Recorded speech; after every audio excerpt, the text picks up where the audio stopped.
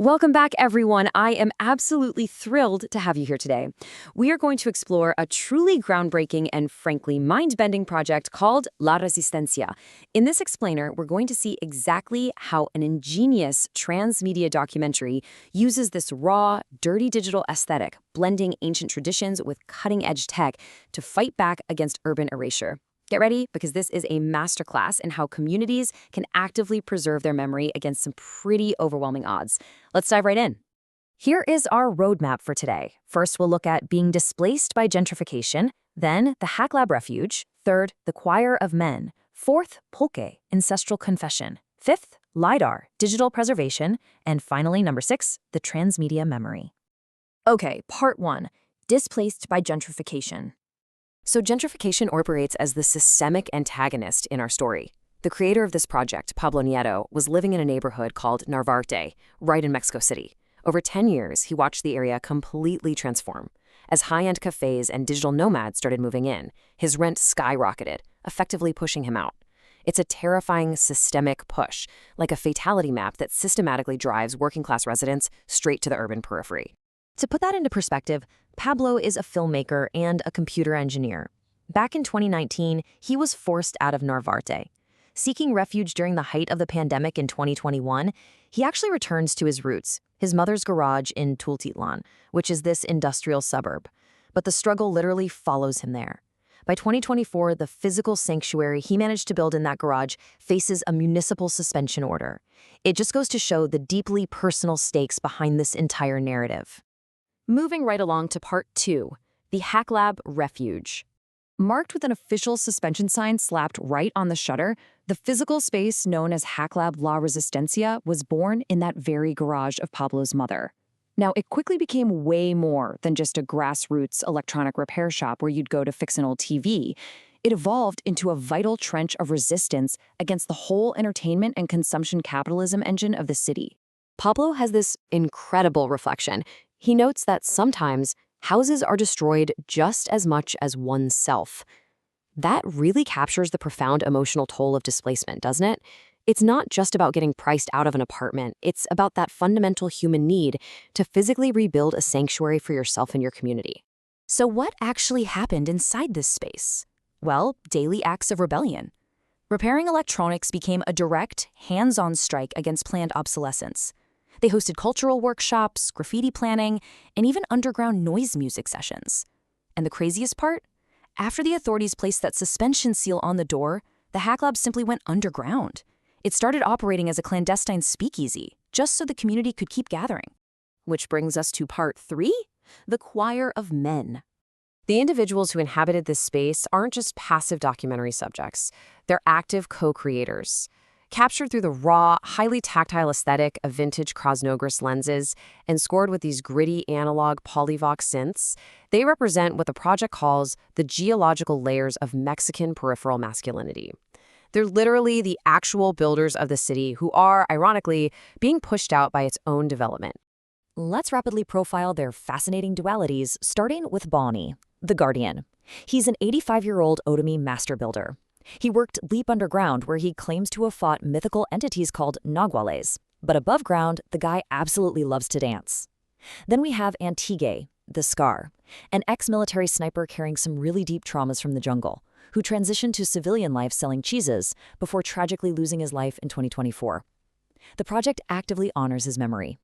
Continuing with our choir, we have Ivan, the Tonal. By day, he's a gentle primary school teacher instructing kids in musical harmony. But by night, he channels the chaos of his environment as a bassist in an extreme gore-grind metal band. Finally, there's Bidek, the Nagual. He's a rapper who totally embodies creative chaos, while at the exact same time working as a highly structured cultural graffiti manager. Their personal contradictions just perfectly reflect the complex ecosystem they have to survive in. Section 4, Pulque, Ancestral Confession. Fully stocked inside the Hack Lab is pulque. If you don't know it, it's an ancient, fermented agave drink. But in this documentary, pulque isn't just a beverage you sip on. It acts as a chemical and emotional catalyst. It is the specific tool that allows these working-class men to finally drop their heavy societal armor. Because of this, pulque essentially transforms the space from a mere repair workshop straight into a confessional. Hegemonic masculinity usually equates vulnerability with weakness, right? But through the ritual of sharing pulque, they unearth the deep emotional memory of their lives.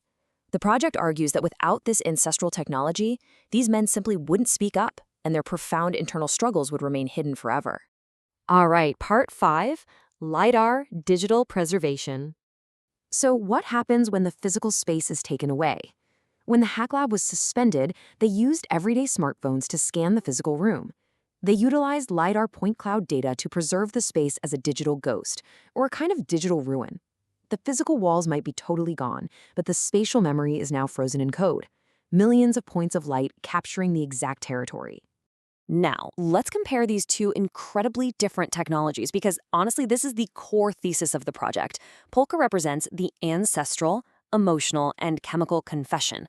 LiDAR represents the digital, spatial, and laser preservation. True resistance requires both. Without the pulque, there is zero emotional soul, but without the LiDAR, the physical architecture is lost completely. Finally, Section 6, the transmedia memory. Their highly accessible, dirty digital workflow is actually brilliant. It starts by simply scanning spaces via smartphone apps, then exporting that point cloud data directly into a custom WebGL engine called Core.